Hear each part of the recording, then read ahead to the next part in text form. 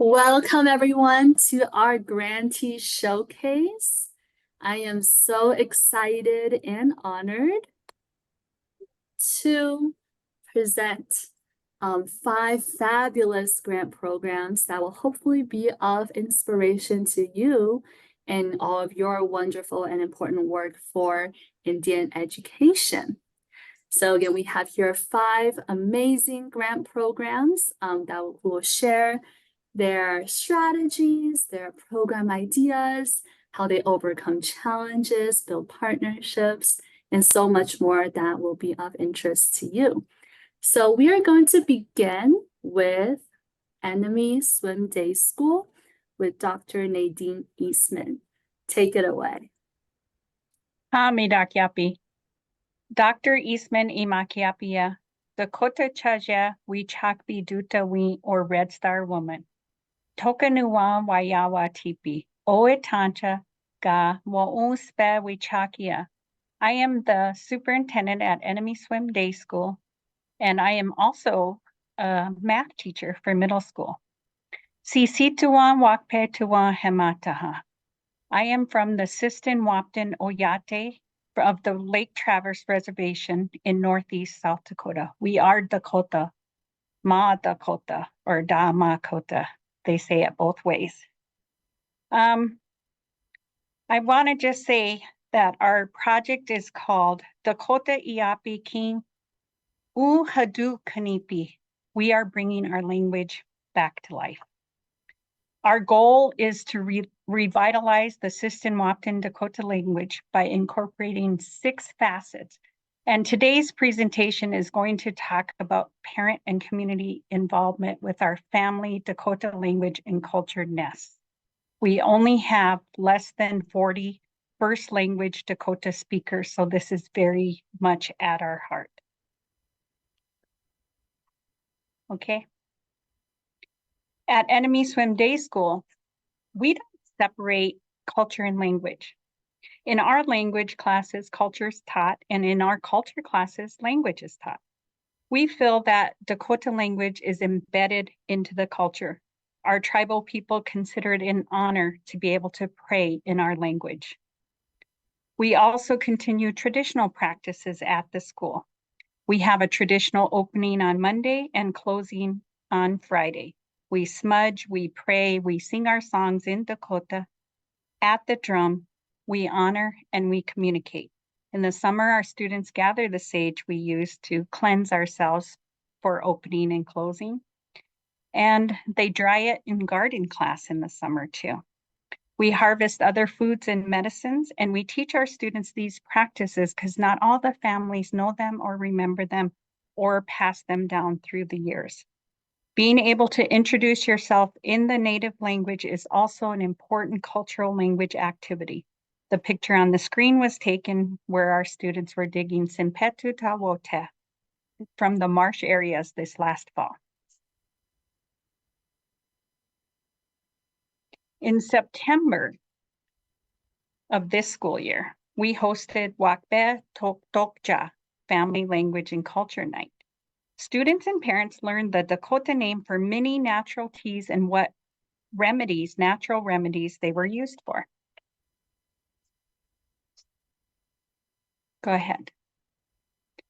Families could choose from 15 different varieties. They were given a booklet. Here are 2 pages from the booklet. These 2 are very common in our area. Our students go out and dig in the swamp, right? Simpetu Tawote, or it's called bitterroot in English. And our summer school students harvest Indian tea, or Zitkana Tachan. This fall, as a welcome back gift, each staff member was given a native design coffee cup and a tea bag with Indian tea in it. In October of this school year, we hosted a family language and culture night to teach families how to put up a teepee. The instructions were provided verbally in Dakota, and they were written in Dakota. Families also viewed a video showing how to put together a small teepee with all the instructions spoken in Dakota only, but they were demonstrated to help everybody out. Then they were given materials to make their own small teepees to take home. Okay. This is an example of the conversation starters for the Family Language and Culture Nights. They are also modeled verbally. Families were also asked to engage in discussion on the weather, Takad Tokachaha, for this night. Since I live in South Dakota, yesterday I would have said, Nina tate yampa ga osni. It was very cold and windy yesterday. And today I would say, tate yampa, because it's always windy in South Dakota, it feels like. But I would say mashte, because it's very sunny today. Because of our family language and culture nights, we have buy-in from our community on teaching and learning the Dakota language.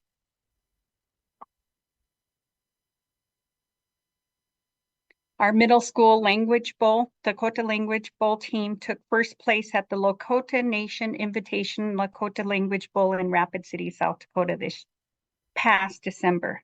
For the competition, each team member had to introduce themselves in the native language. The team also is required to sing a song in the language and do a demonstration, and every team member has to do a part of the demonstration in Dakota, or Lakota, since it was in Lakota. Finally, the teams competed with the language quiz bowl. We're very proud of those students. This is our elementary team, and they placed second at LNI. They also took second place in hand games for the elementary middle school division. They had all those same requirements. Our archery team also placed second. So we're very proud of the language and cultural achievements of our students. So what's next for our school? We need to continue to work on the Enemy Swim Day School Dakota language curriculum. We need to continue working on the Dakota Language Survival Handbook, and most of that work is done in the summer when we're not so busy. The Woenspe Wichakia Dakota teachers started a Dakota Facebook page, and their video and podcasting equipment just came in. So next, it's spread the word in Dakota, of course. Hanana. So I wanted to give credit to our language teachers and our project staff and to our students and their families that strive and learn to bring back our most precious Dakota language. Pidamiaya.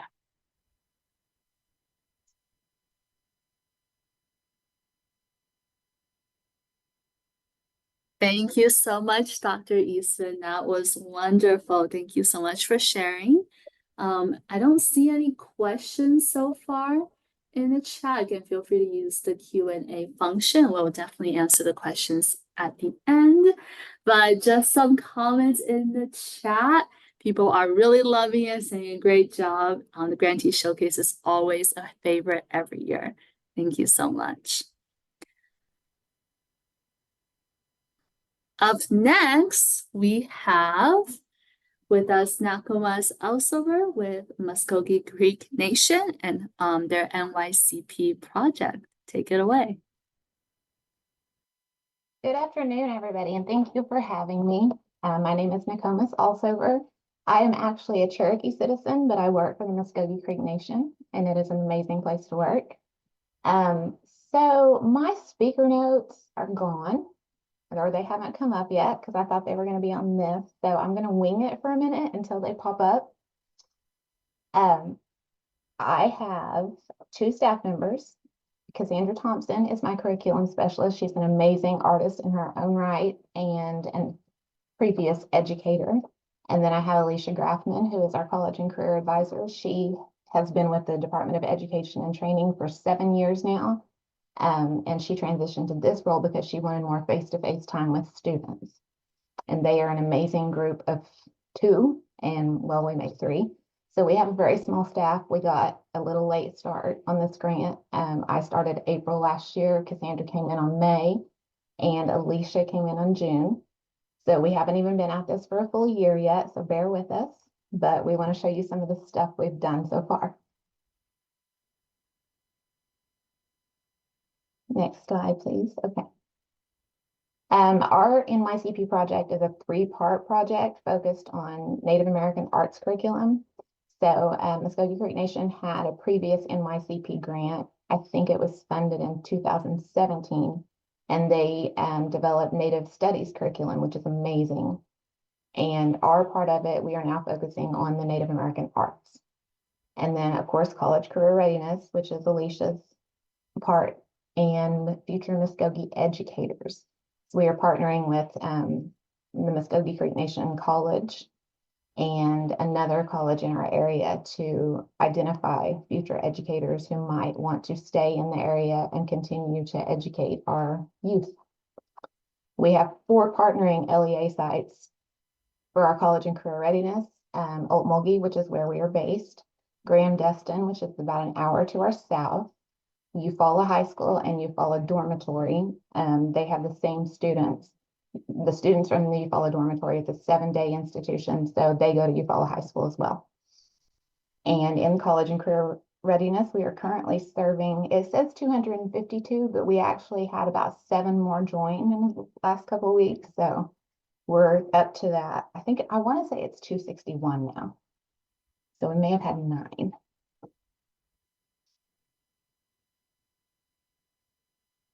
So when we first started, we did Native arts camps at the 3 schools because we started April, May, and June. There wasn't hardly any time to get anything else ready. So we decided to do summer camps. And Cassandra used to be an educator, like I said, and she had already developed some Native arts curriculum. So we started with that at the summer camps to see how they went. The kids enjoyed them. We brought in other teachers from the schools to see if they could implement the curriculum in the right way. So through those contacts, when we were doing the summer camps, we were able to get in touch with all the administration at the schools, and we did a Crash the Bash. They were very excited to have all the MCN resources that we were able to bring. So we provided the students with an educator's resource kit. So they got a planner that Cassandra, our amazing artist, made, and we'll make a new one of those every year. And they got a water bottle, they got a flash drive, they got a folder. So they have a whole educational kit when they signed up with us. And we were able to bring in several more of the Muskogee Creek Nation programs, which is on the next slide.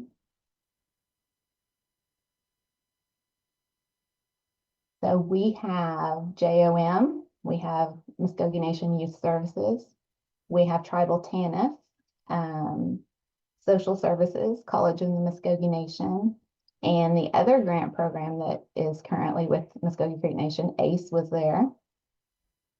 And it looks like one more, but my notes still aren't up yet, so I can't tell who that is down at the bottom. I think it's Tribal TANF. So every school that would, all 3 school sites, the Eufaula dorms, did the back to school bash at the Eufaula High School. So all 3 school sites told us that this was the most attention they have gotten at any back to school event from the tribes. So we were very well received, and they were very grateful for all of the resources. Next slide, please. Our student advising dashboard. So we were able to contract with a gentleman, and this is his information on the screen so that we don't share any student information, and he allowed us to share this. I think he's actually in the meeting today, so hi Kevin if you're there. But he was able to create this for us. So it's basic software that we pay like $1,200 a year for, that he was able to create every tab that we needed on the college and career readiness side. So there's advising tabs, there's forms that they, after they turn them in, we upload them.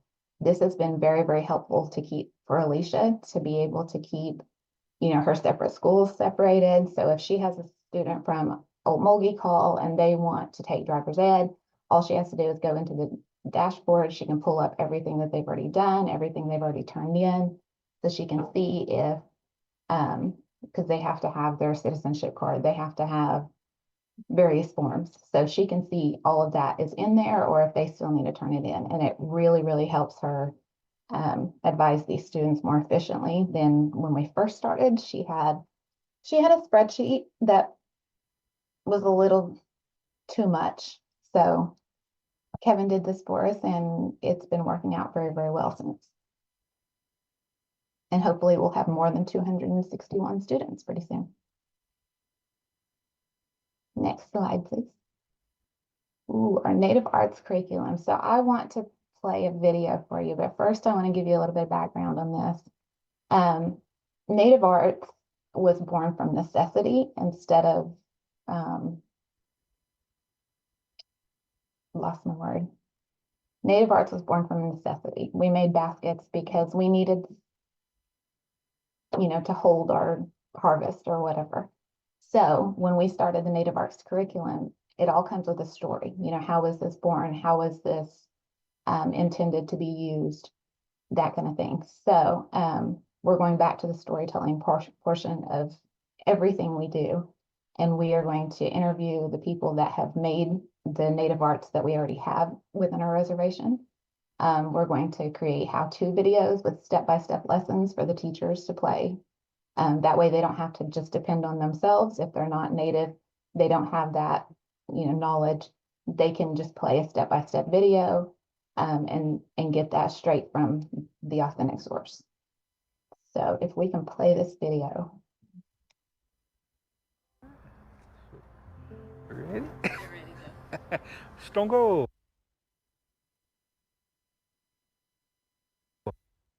Johnny Daikon, Joko Jeff Goodos. I'm a Muskogee artist.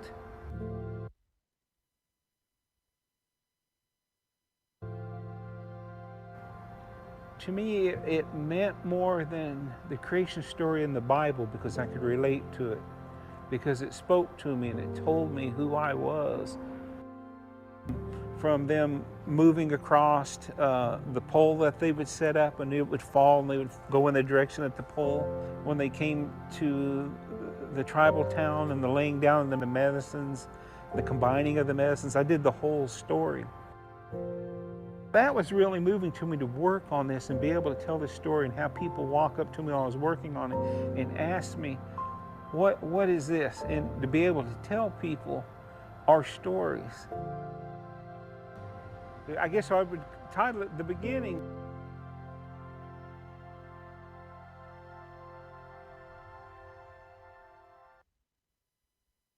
But that's just a short piece of the creation story lesson. The next one is going to be Baby Noja, and this is a story, well, they'll tell you in the video, but this is a story from the Trail of Tears and how they comforted their children during the long walk.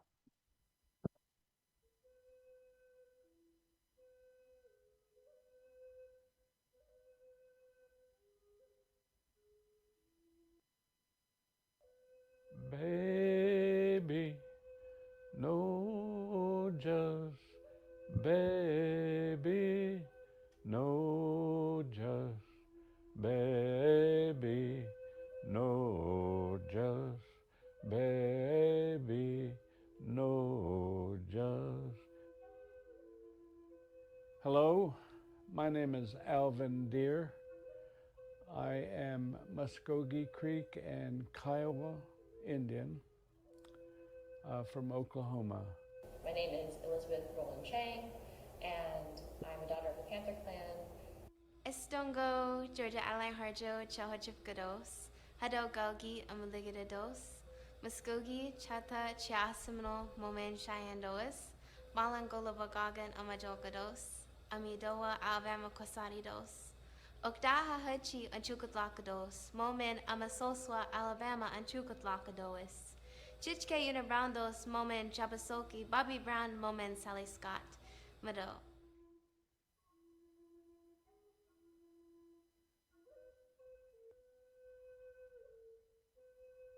When our people were on the Trail of Tears, and then at night they would camp, get ready for the camp for the evening, and they would put the creeks in a tight circle, she said, and the soldiers would surround them with the cannons and with the horses and what have you, and set up camp around them.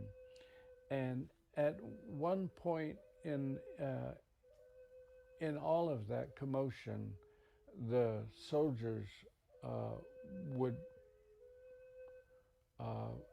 ring out commands on the bugle. And that one command at night when they were getting them ready for bed was this bugle tune. And she never told me the name of the tune. But she said that when that bugle tune began to play, that the children would cry and the mothers would grab their children. And she said, and to the tune of that bugle, they would begin to sing, Baby Nojas, baby sleep, baby sleep. Onaguje Alvin Deer Iboze Anayade. Estuche in Yahegada Yahe Hokadi. Musko Gogi Domithkanena Awadi. Suera Woget Musko Gogi Hude Nethli Ade Honidon. Mihajad Estajok. Hucky Hoke Doadis. Sulita Woget Bofget Alane Akobanaga. Hokdaget Estajok. Sajaka Yen and Yahega Gadis. Bibi Noja Man Yahekta Aliche Jadis. Muja Nera Yahe Hoke Mankados. Yahegera Chamalege Ochidois. Muja Nera Bibi Noja Yad Yahe Gagidos. It's a part of our history that's important. It's something that came from a bad, awful time in our history and like overcame it and continues to be a part of us. You know, a lot of us has heard the song in some form. And there's a bunch of forms of it, which made it a really interesting thing. I think it is reassuring the baby, don't be scared, and your family is here, and those that are gone, they'll come back.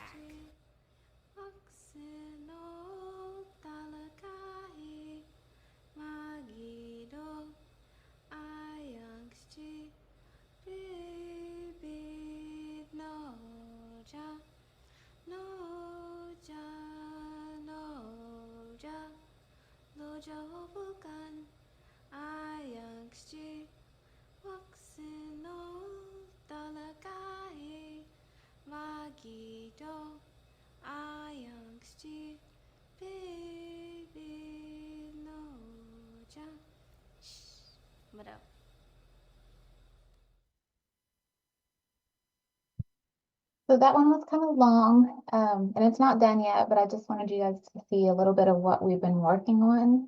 That one breaks my heart, honestly, to see Alvin's tears the whole time that he's talking.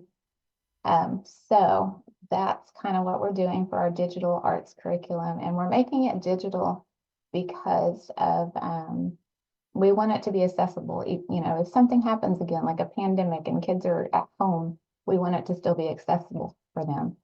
And I don't know how many of you actually listened to Elizabeth Rule's keynotes about an hour ago, but she talked about digital mapping, and we are also doing that. So all of the murals and artwork that have already been made within the reservation by Muskogee citizens, we are getting video footage of those, and we are working with our GIS department, and we're putting digital maps together for our website.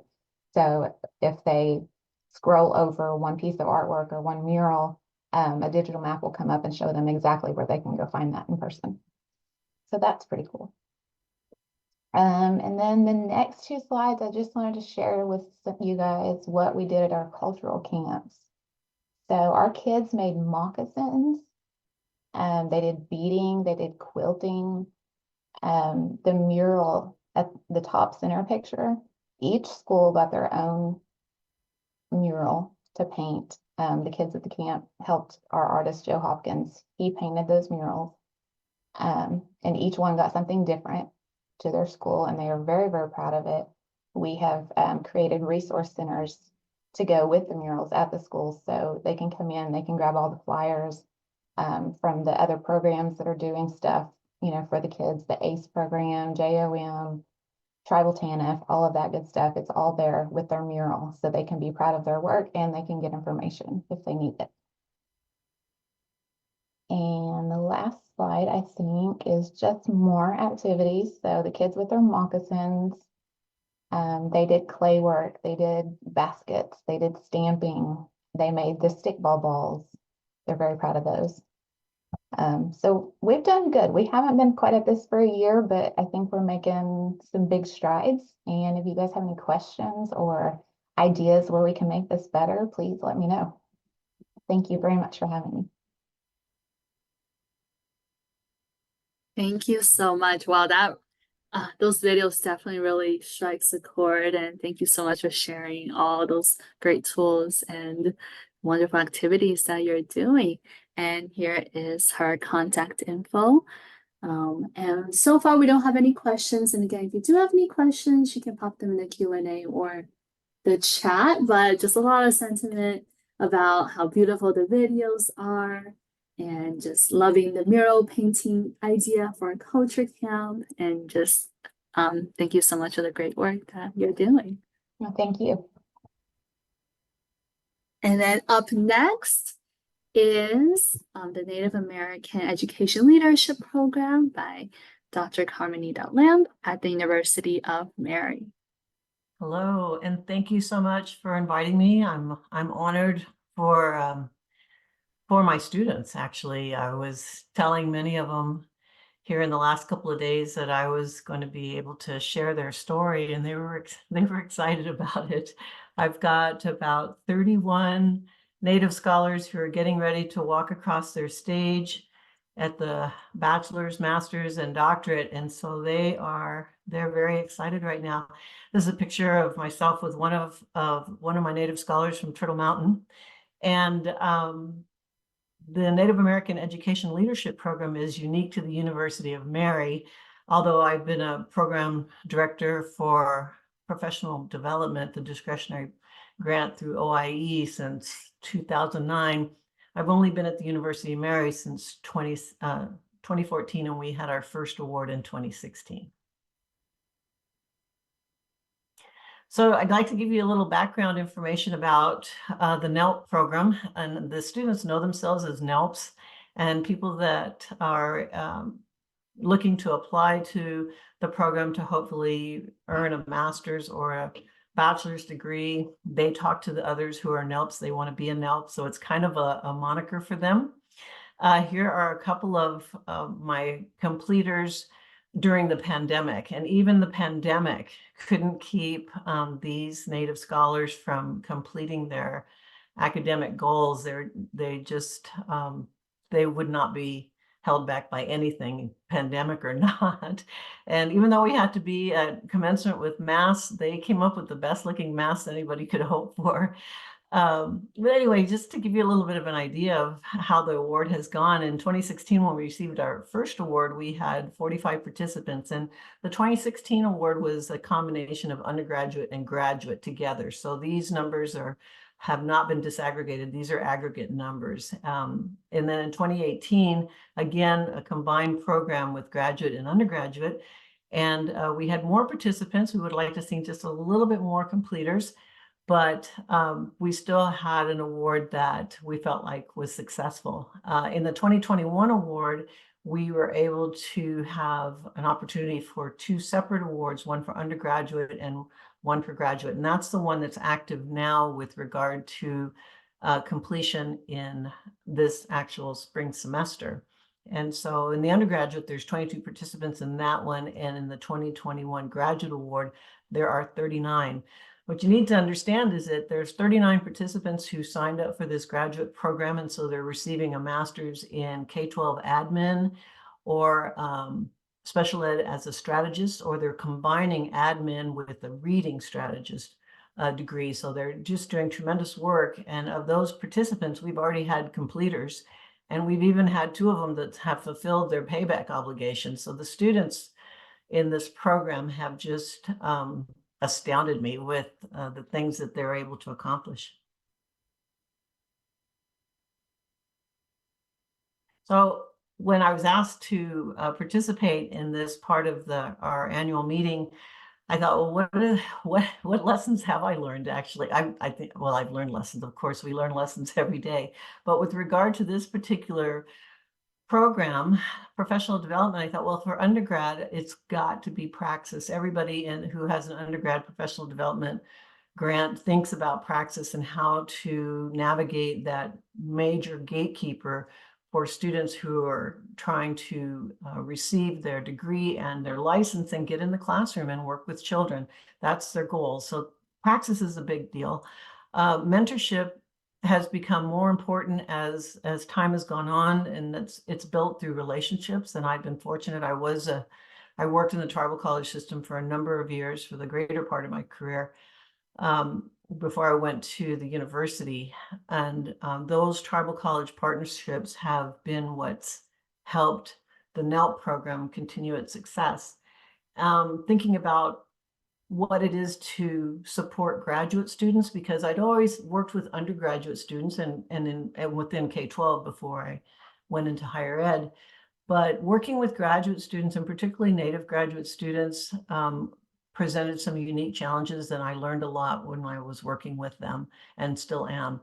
And then lastly, we brought on an online undergraduate program 2 years ago now. And what that meant for our typical faculty in higher ed was a it was a little bit of a leap, because I think there were some conversations that I had with faculty that would be in the realm of a critical conversation. So what I want you to take note of is this is one of our, this is Brooke Zupan. She is an enrolled member of the Turtle Mountain Band of Chippewa Indians, and she's a participant in our NELP program and will be graduating in April. She's preparing to present her research in the next 2 weeks to a team of graduate faculty. So the graduate students do research and then present that research to a team of graduate faculty. I've known Brooke since before she was born, because I've known her parents forever. And so that type of relationship with so many of my students is, you'll kind of hear that common thread as we walk along. But she is in St. John Elementary, and St. John is right along the Canadian border, like 3 or 4 miles. And what happens is that she happens to be in a school that is 96% Native American, and within that St. John K-12, they have 100% graduation.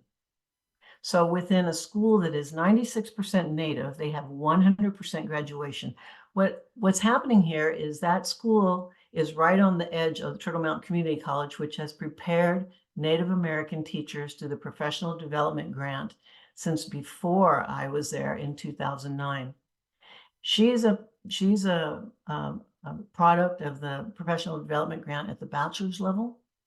And of the staff there at the school that's Native American, like 70% of them are Native American. And of those, almost all of them have been prepared to be teachers or administrators through the Professional Development Grant. So I think the tremendous success of this program across Indian country with preparing teachers and administrators and having them do great things in the classroom is really evident by St. John and other schools just like it.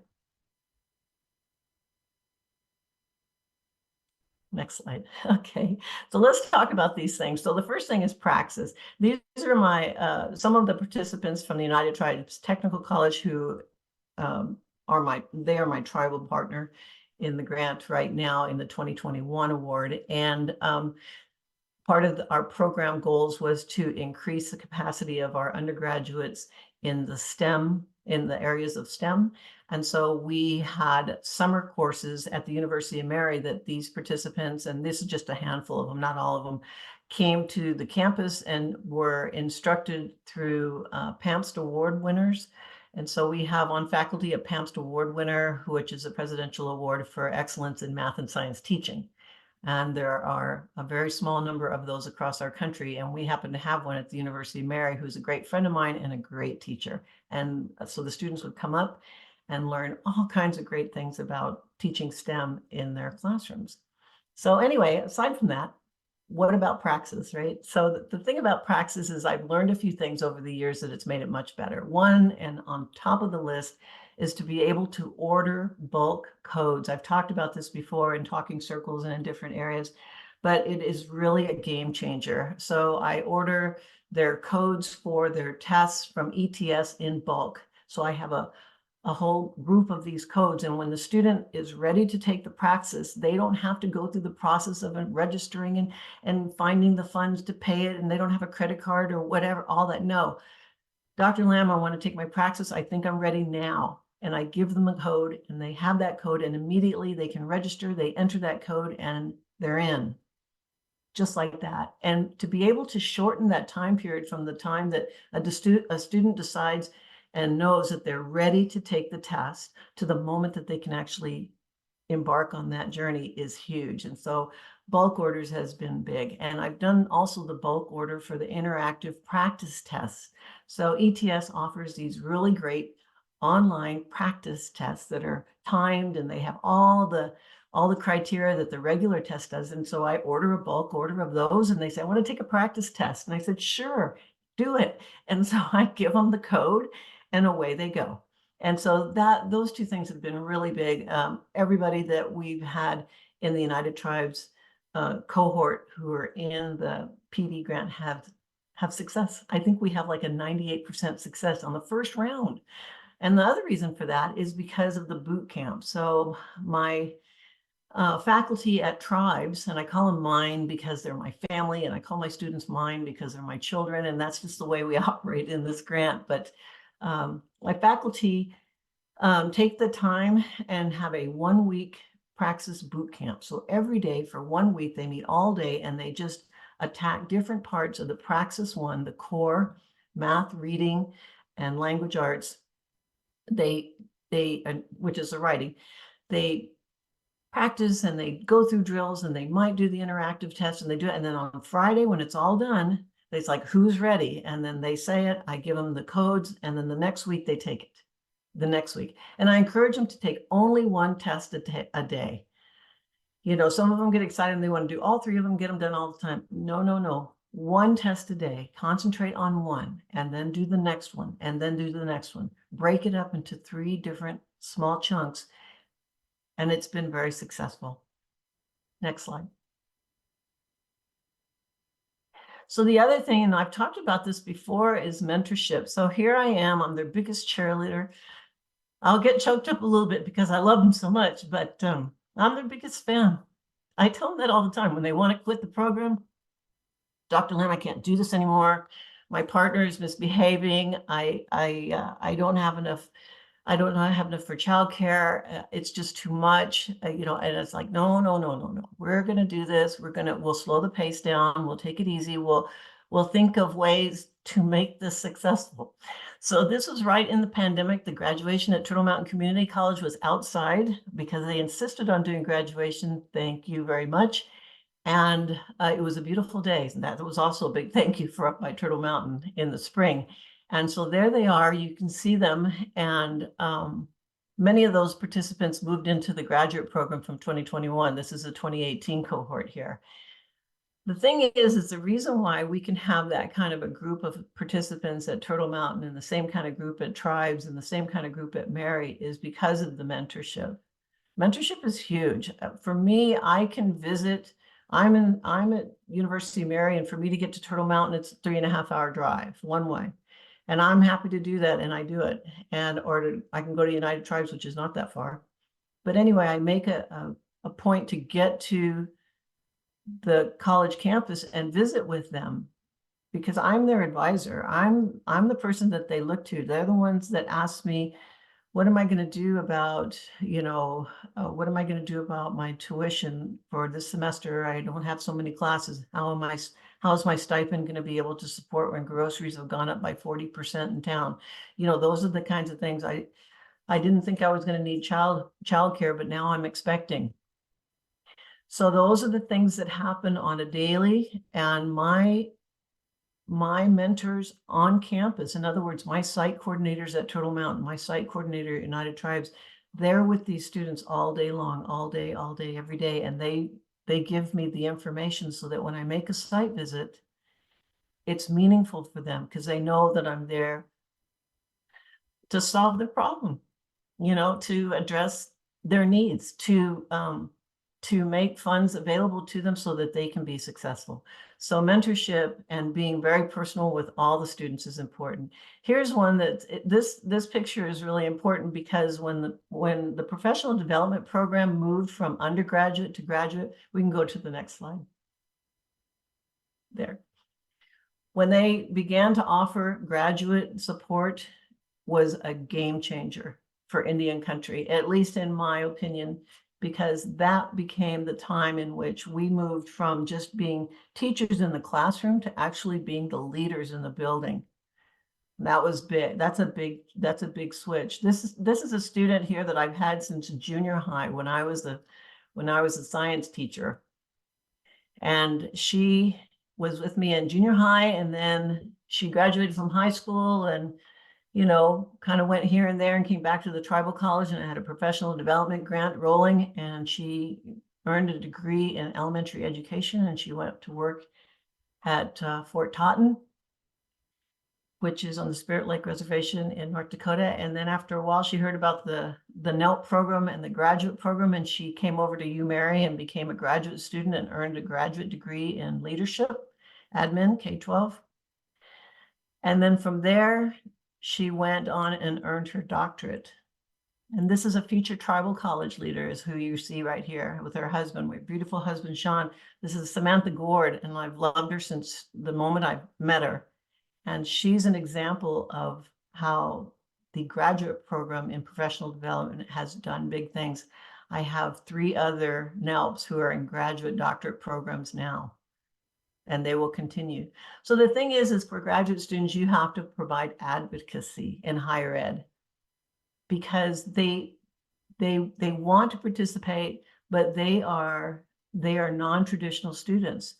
Because we're online, they still have their job, they still have their family commitments, they still have all their mortgage and car payments and utility, and all of that comes together, and yet they want to pursue higher ed. They want a degree in admin because they feel like they could do better running the building instead of just maybe being the teacher in the building. They want to take that leadership to the next level. And so being able to be a full advocate for those individuals is huge, providing instructional support. So I'm a believer in the soft landing. So when my students come to me and they want to do higher ed at the graduate level, I do not have their first semester to be statistics, because I don't know about you, but statistics in the first semester for a graduate student coming out of undergrad is not a good move. What you got to do is you've got to get them into a class that gives them immediate success, that gives them an opportunity to feel like I can do this. And then the next semester, a little bit more, and maybe the third semester, then you can pull out the statistics, but not before that.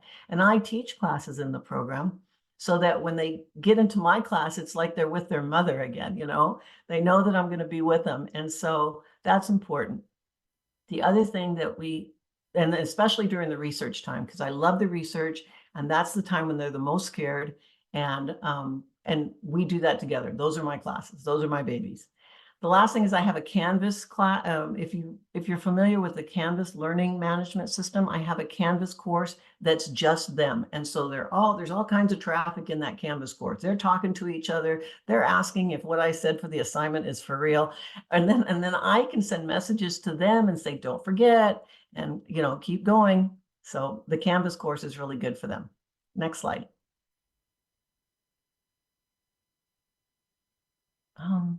Okay, so we have this thing now, which is online for undergrads, which is new for our program. And so that provides what we're seeing paraprofessionals who are in the schools and tribal communities who want to go and get their degree, who want to have their own classrooms, but they're not able to quit their job, which is as a paraprofessional and supports their family, and go for the typical seated undergrad program. And so the University of Mary launched an online undergrad program. And so now we've pulled in these individuals who are paraprofessionals who can't leave the reservation community because they can't live in Bismarck or in Minot or any other urban area and have support for their family and their children and all those things. So they need something that's better. And so the online for undergrads has been really successful. We're training paraprofessionals who are actually in the classrooms as teachers now, because we have such a shortage of teachers. That's what they're having to do.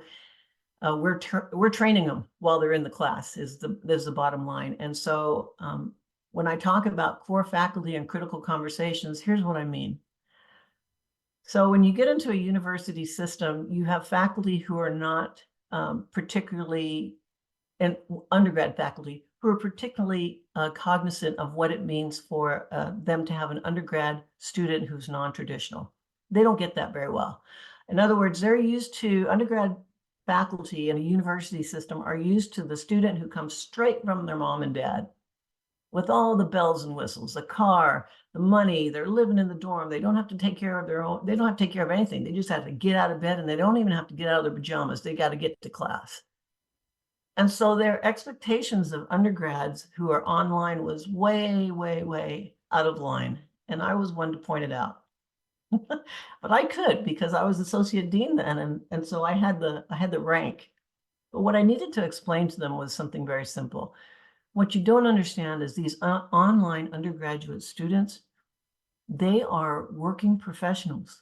They have real responsibilities and real things in their life that are much different than the traditional undergrad student who's simply living in the dorm.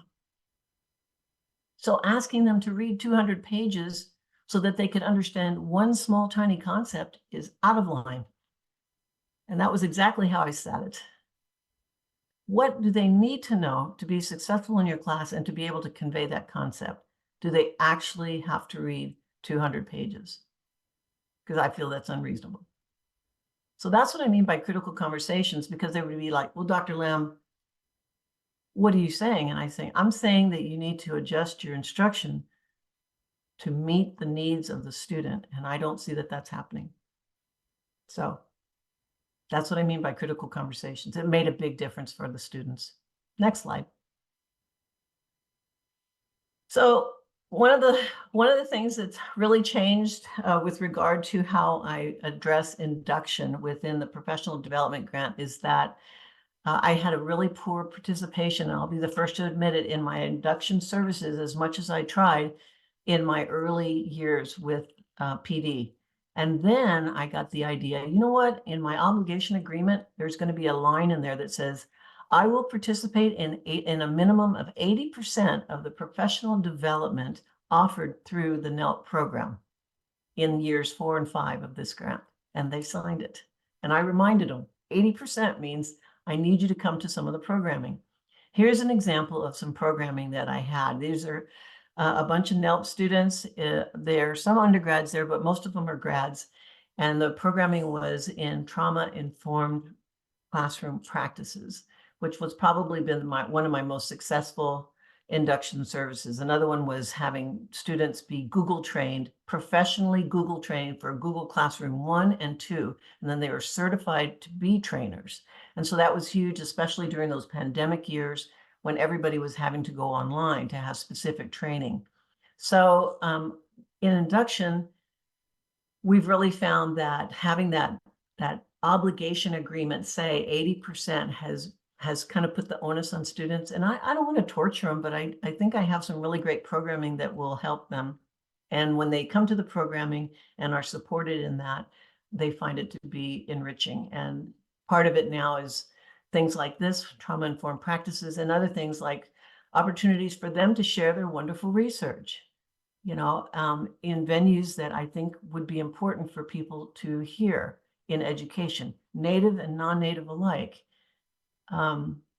There's some things that I'm hearing now in student research that I think I think that the presentation should be made for the superintendent of the Department of Public Instruction in the state of North Dakota and South Dakota, because I don't think they understand what's really happening in classrooms in those tribal communities. So next slide. Anyway, this is a picture of the 2018 graduates from the NELP program. And these are participants of the graduate program alone. These aren't the undergraduates. And what you'll see is that every female has her gown unzipped. I will not allow them to zip their gowns up because they all have beautiful skirts. And if you were in the opening of this conference, you heard of how our commencement participants in Oklahoma are really struggling. And at the University of Mary, when I first got there, I was told that, well, yeah, we want to be able to accommodate our Native scholars. I said, we will not accommodate our Native scholars at the University of Mary. We are going to recognize them. And they will wear their regalia. And you'll see me on the side. I probably got more than all of them. I need to back off on that. Every year I add more. But aside from that, so my president, he said, you're absolutely right. And so they are so honored, and they show their honor in their regalia and in the families that pack the house when they're there. And we have an honor drum that sings the entry song for not just them, but for all the graduates at the University of Mary. They come into the drum. So I just wanted to close by showing this because this has been a big part of my life for the last 20 odd years. And so to be able to share it with you is a big deal for me. So thank you.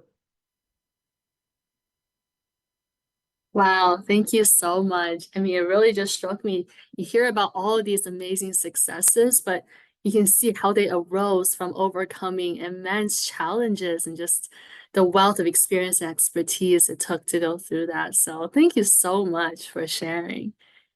And up next, we have Choctaw Nation of Oklahoma, and with us, Joy Tribby, who is the project director. Halito, can you hear me? Just going to check. Halito, I'm Joy Tribby with the Choctaw Nation of Oklahoma.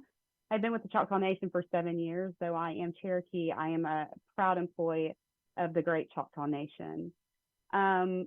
I wanted to give you, you can go ahead on to the next slide, sorry.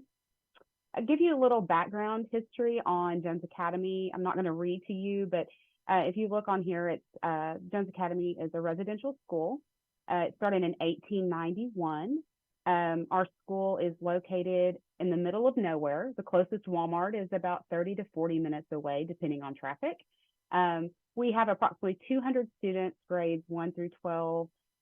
Each year, we have around 29 to 30 different tribes from all over the United States. It is not just for Choctaw. We are kind of different. We are a hybrid campus. So what that means is we have an elementary school here for 1st through 6th grade, and then our 7th through 12th grade go to a local public school. And we also offer day students as well. Next slide. So our program is called Project Politi Will, which means leader.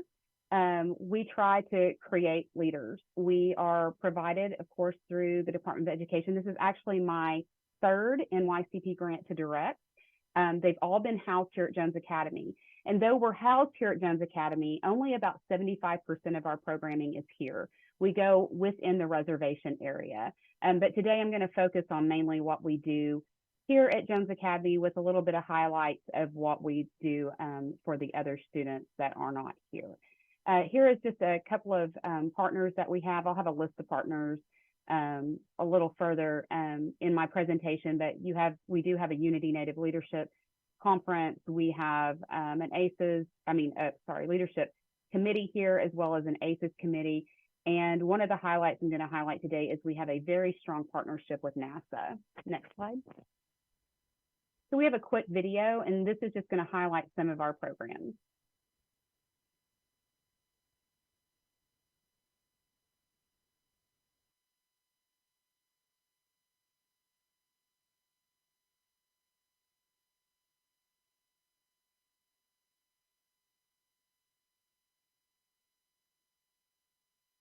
My name is Jessica Roberts, and can you describe what it feels like when you take off? When you launch on top of a rocket from Earth into space, it is the most incredible feeling. we ya, we ya, we ya, we ya.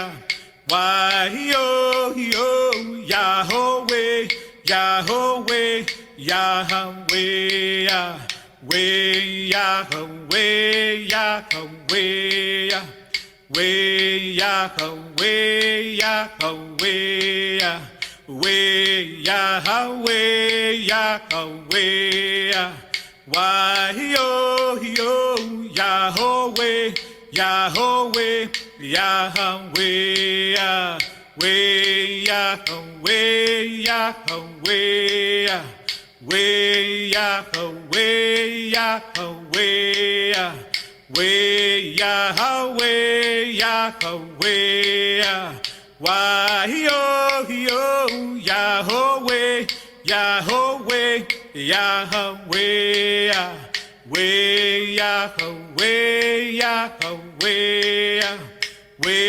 Yahweh Yahweh we Yahweh Yahweh why yo yo Yahweh Yahweh Yahweh we Yahweh Yahweh we Yahweh we Yahweh yeah you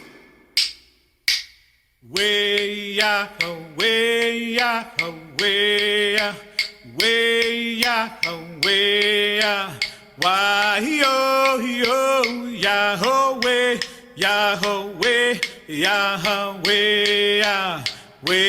Yahweh Yahweh we Yahweh we Yahweh yeah you.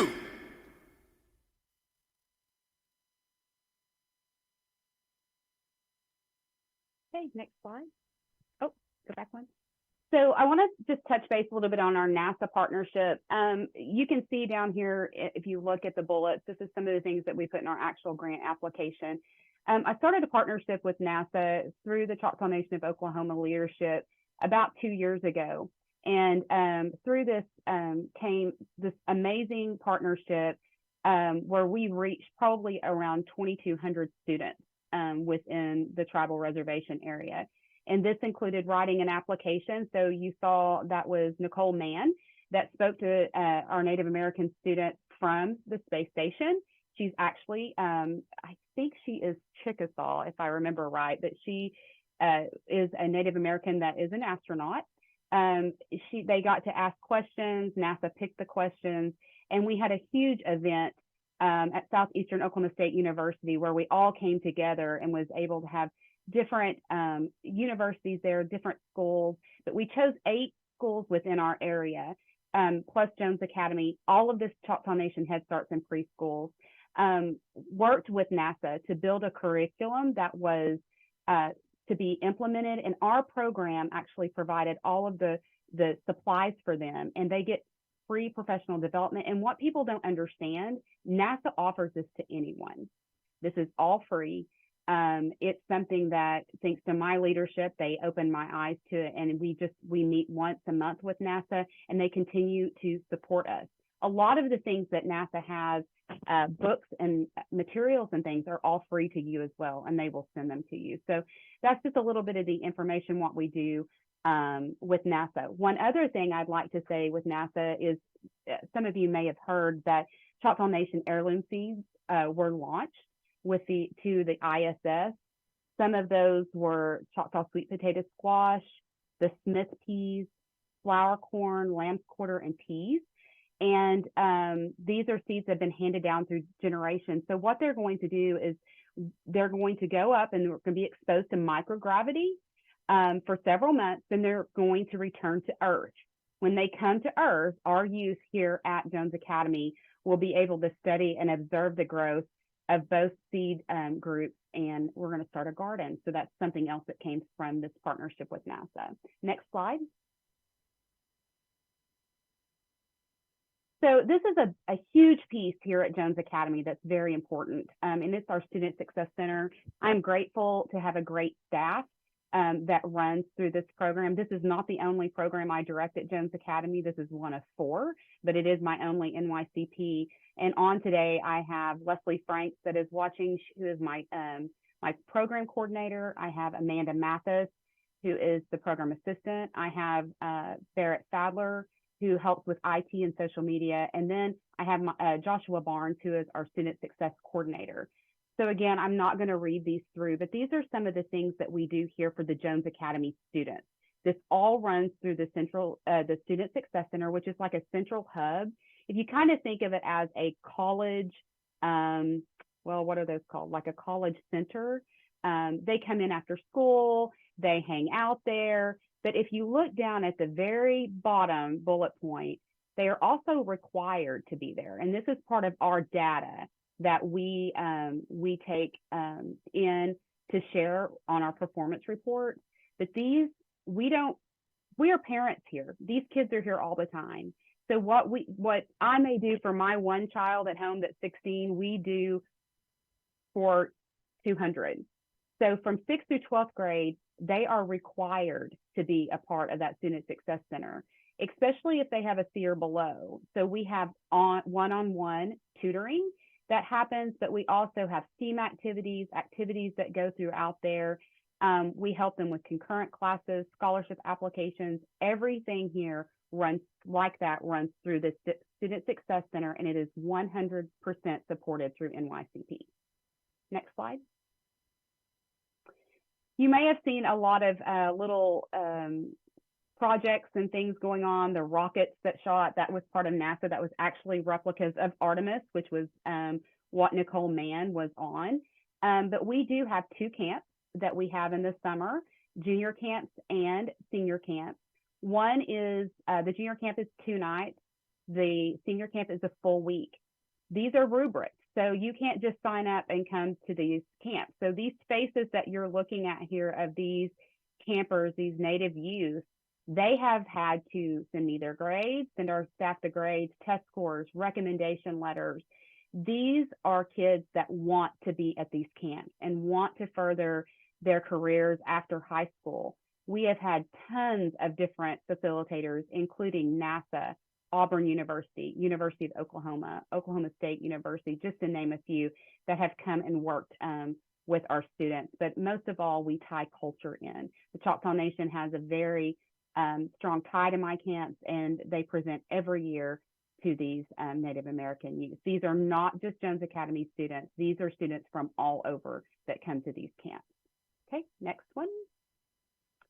So here was my year 1 partnerships. These are just year 1 as of when I did the slides. We are constantly building partnerships, one-on-one partnerships with many different places within the state of Oklahoma and all the way through the United States. Something else that we have in the NYCP support is you'll see practical robotics. We have a robotics team that is a competition team. They have qualified for international competition every year that I've been here. They are proud Choctaw Nation representatives, and they carry in their flag, and they are just very proud to be part of this nation. We also have, if you look at the bottom, Oklahoma Scholastic Esports. So we also have an esports team that right now in the state out of 75 teams is in the top 15 ranked. As their last competition, they placed 2nd and will compete in state competition on April 10th. Okay, so final slide. Here are some resources for you guys. I highly recommend you reach out to NASA. They work all the way through college, that in graduate work. They have scholarships available. They offer internships, both paid and unpaid. They will help you. They will help your staff. They will train your staff. I think they want to be a part of the Native American Foundation for Youth. They want to be a part of us. They want to be a part and support us. But if you look there, there's some articles that talks about our relationship with them. The whole YouTube video is there if you want to watch our Downlinks event. It was there. You get to hear all of the cute kids, including little bitty kids, asking questions to the astronaut. the Choctaw Nation website, Jones Academy's website, as well as the Jones Academy Facebook page. So that is all. Yako Key from the Choctaw Nation of Oklahoma. Thank you so much. Wow, those are just some incredible partnerships and some really great resources. You can find the resources in the session description once you click on it in the My Schedule. And now, last but not least, we have with us Beach Tribe of North Carolina's Creating Helpful Options to Integrate Culture and Education Project Indigenchoice. Good afternoon, everyone. And this is a great opportunity to share our program, but it's wonderful to hear about the other programs that have already been shared with us today. We are, this is our grant, our new grant. This is the third grant that the tribe has had since 2015, and I've had the opportunity to work with all three. We have an outstanding program in our area, and we serve 4 school districts in our area, and our staff members, they're probably online. Ms. Gwen Chavis Locklear is a former director of a program at the community college, and she's a former teacher and educator for elementary school. And our parent liaison is also here, and she is a former educator as well. And I think that's one of the strengths of our group. We all are educators, former educators. Counselor, teacher, and director of the Indian Education Grant is where I was before I came to the tribe working with them. So thank you for this opportunity. Next slide. One of the things that we feel really proud about is that we have so many students working with 4 school districts and the distance between. We decided to develop the first year of the 5-year grant, a parent portal, which allows us to have registration from students across those areas. Since we can't travel to those schools and do those kind of things, it gives us the opportunity for the student to do the application, and for parent, it provides us a way to accept those students after we read their applications, and then those students are messaged about their acceptance. We can constantly see the rosters, who's accepted, how many are on a wait list, how many have just applied. So we get a good opportunity to see all of what's happening with our application process. All the contact information is in there that we need to reach out to them with, and we can text them or email them with that information. And at the end of all of this, we've embedded also a survey for the students to participate in, and that gives us some of the data that we need for our GAPRA measures, our wonderful GAPRA measures. Next slide, please. Some of the successes I'd like to share with you, as I mentioned earlier, our staff here as educators, but we've served those 4 school districts. We also serve charter private schools and homeschool students. And those options, we have 9 different options, and some of those, and they're K-12. And as you can see on the screen, you'll see some of the different services that we do provide. Next slide. Challenges that we've had, and we realize there are various things that happen. We originally had written in textbooks as one of our pieces, and during that time, after COVID, some of the schools decided to purchase the textbooks for kids who were in dual enrollment or college and career ready courses. So that area was something we didn't need funding for, so we were able to revise it and send it in a different direction. College admission and application, also, all of that was put on hold during COVID, of course, and so kids didn't need that funding. So again, we had to reallocate. It's now coming back, so it's working a little bit better. Cultural relevant supplementary counseling, we thought was going to be a huge piece during that COVID, but it has also not been a choice that students have had very often. So we have reduced and revised the budget to reduce the numbers there. Next slide.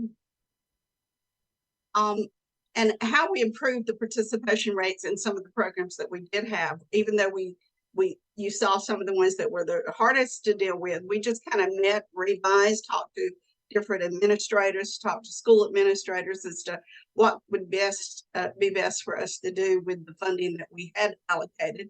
So we reviewed and looked at many of the things. One of the things was our outreach methods. How do we change that or make that better? So we use Facebook here a lot, and our page on our tribal website has been wonderful. And that's been an opportunity for us to reach out every day if we need to let parents and students know what we have available. Of course, we send our flyers to all the Indian education directors. They've been wonderful. We meet with them regularly to talk about programming. And we have community meetings. The tribe has those in different locations, and we're always a part of those meetings. Those are always at night or weekends, and we really take advantage of that to improve our participation rate.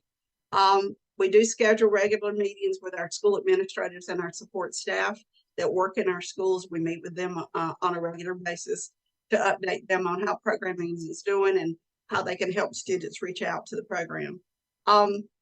And we schedule meetings where students and parents most often meet, even in churches on Wednesday night. We have a lot of churches with great youth groups, and we've been in their facilities and met with them and shared our opportunities with them. So that's how we've improved the participation rate since we began the program.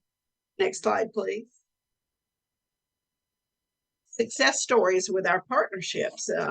We, like Joy, have been working with quite a few partners out there in our communities. And this is one of our newest camps we did last summer. And we work with Native people from our tribe who were working in some of these facilities to help us develop the camps and allow student participation in their programming. You'll see students that attended, it was an aviation camp. And that camp was to introduce careers in aviation and help them understand the college and career readiness that they would need to be able to get into those different careers. You'll see photos of them at the Raleigh-Durham Airport. We spent time with them. And over on the left, these are students that are actually in the pilot seat of two different helicopters that they had at Fort Liberty, which was former Fort Bragg, where the students spent time looking at the various careers in aviation. Fort Liberty is just a 45-minute drive from us, and they're wonderful working with us and partnering with us. And we also spent time down with NASA and over at Kennedy Space Center this summer as well with those students. Next slide. Strengths and partnerships, as you've heard Joyce mention, we've also had great opportunities to partner. And these are some of the partnerships we had and we will have this summer. And many of the partners that we've had on the left-hand screen, we've been developing partnerships since the beginning, and I've been here since 2017. I started, and those partnerships, many of them are still going on. Our universities, for instance, this summer, we've certainly worked with each one of the universities in our area, and part of our programming is university tours. So they have always been able. We've always been able to have great programming there. We have staff. We have there's some of the staff members that work at each one of these places that you see are American Indian or Lumbee. So we definitely have an opportunity for our students to see our Lumbee people working in various organizations, departments, and agencies across the country. Next slide. These are some of our day and residential camps. We're very proud of these programs. We have camps at the community college, and they're focused on some of the community college degree areas. We also have girls camps. This summer, we're doing a new camp for girls, and we feel really good about that possibility. At the end of the week, we'll be working with the UNC Chapel Hill group, and we'll work with UNCP to help with that girls camp for the summer.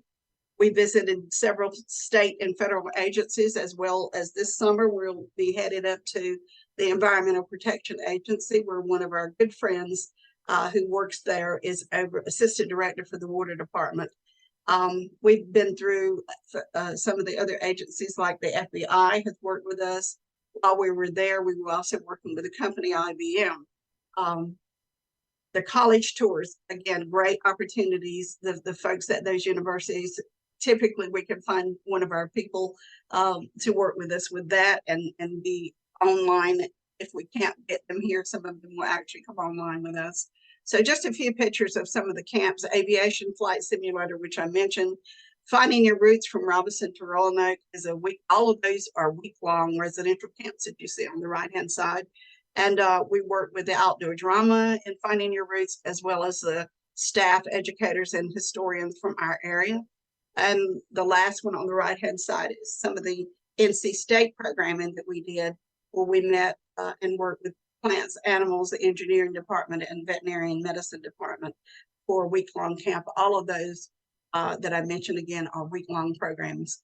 We have 17 camps altogether between our day camps and our residential camps in the summer. And most of those camps are typically working with STEM careers. But we do have a few camps for sports and a few camps that are history camps as well. But we integrate our Native people in and out of all of these programs. Our teachers serve as advisors and chaperones with the students. And of course, the staff that work to help us put these programs together are typically Lumbee people. And we are just fortunate that even our tutoring program, which is very successful, and any of the programming that we do, we have a large supply of, thanks to some of the people like Carmelita who mentioned things earlier, administrators and teachers in our area that are Native that can help us out when we ask them to, could you come and do some presentations with us? They're very willing to come back and work with our children and our youth. So we thank you for listening. And if you have any questions, again, we are here to answer those. And I think there's one slide left, maybe. And there's our information. If you'd like to hear anything else about our program, we'll be glad to share that with you. Thank you very much. Thank you so much for generously sharing all of your knowledge and expertise and experience. And again, yeah, the contact information is available in the slides, and the slides are available under resources. And if you want to stay in touch with OIE, here are the emails and links that I'm sure you guys have been seeing many times throughout today. And then finally, in just 10 minutes, we have instant networking session. Take this time to please complete the survey. You should see at the bottom, on the right side of your screen, on the bottom of the list of choices, under chat, Q&A, post, resources, and survey, you should have the option to complete the post-session survey. And now take the time to chat on the discussion board, download files from the resource library, and be prepared for the instant networking session that starts in 10 minutes. You can find that on the attendee hub.